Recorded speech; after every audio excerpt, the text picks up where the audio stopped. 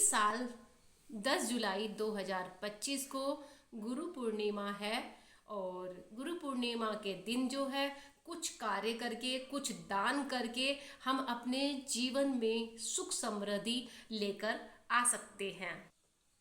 शास्त्रों के अनुसार कुछ चीज़ों का दान करने से हमारे घर में खुशहाली आती है, हमारे जीवन जो है धन धान्य से परिपूर्ण हो जाता है, हमारे घर में खुशियाँ आ जाती हैं। तो ऐसी कौन सी चीज़ों का दान करना चाहिए जिससे कि हमारे जीवन में खुशहाली आए। चलिए जानते हैं कि गुरु पूर्णिमा के दिन हमें किन किन चीज़ों का दान करना चाहिए। 5 चीज़ें बताऊंगी जिनका कि आपको दान अपनी सामर्थ्य के अनुसार करना चाहिए। पहले नंबर पे जो चीज़ आती है वो पीला रंग आता है। हमें अपने गुरु को पीले रंग जैसे कि वस्त्र हुए का दान कर सकते हैं। इसमें जो है आप पीले रंग का धोती कुर्ता जो है आप दान कर सकते हैं। पीला रंग जो कि पवित्रता और समर्पण का प्रतीक होता है।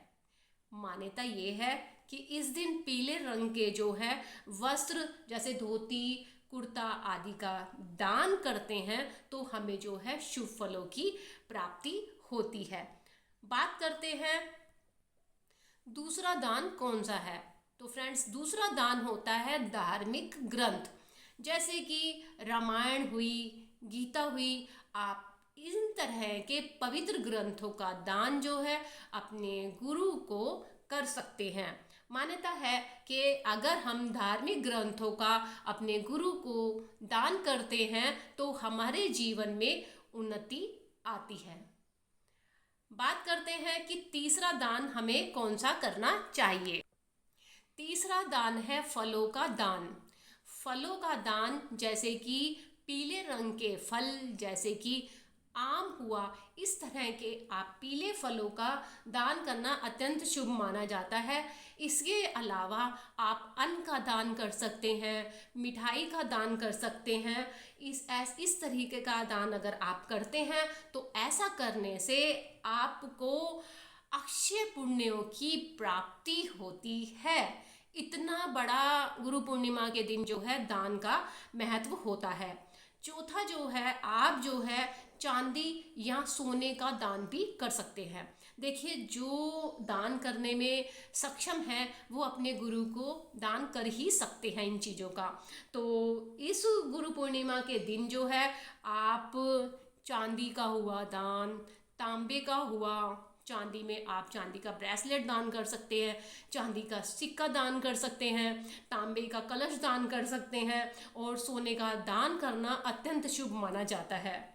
चांदी का संबंध क्योंकि चंद्रमा से होता है जो जिससे शीतलता प्राप्त होती है। तो चांदी का दान करने से हमारी जो आयु होती है उसमें वृद्धि होती है, सुख और सौभाग्य की भी हमें प्राप्ति होती है। पांचवा और लास्ट जो दान है वो है दक्षिणा के रूप में दान। गुरु पूर्णिमा के दिन जो है आप गुरु को अपनी सामर्थ्य के अनुसार जो है दक्षिणा के रूप में आप अन्न दे सकते हैं, वस्त्र दे सकते हैं, धन दे सकते हैं, सोने चांदी का दान कर सकते हैं। ये जरूरी नहीं है कि आप बड़े से बड़ा करें, आपका छोटा सा किया हुआ दान भी जो है ना, आप समझ नहीं सकते कि आपको कितने उत्तम फलों की प्राप्ति दिला सकता है। अगर ऐसा करना संभव नहीं हो पाता है तो कोई बात नहीं है। जो व्यक्ति इन सब चीज़ों का दान नहीं कर सकते हैं वो सिर्फ एक उपाय कर ले। क्या उपाय होगा? आप एक लोटा जल लीजिए, ठीक है।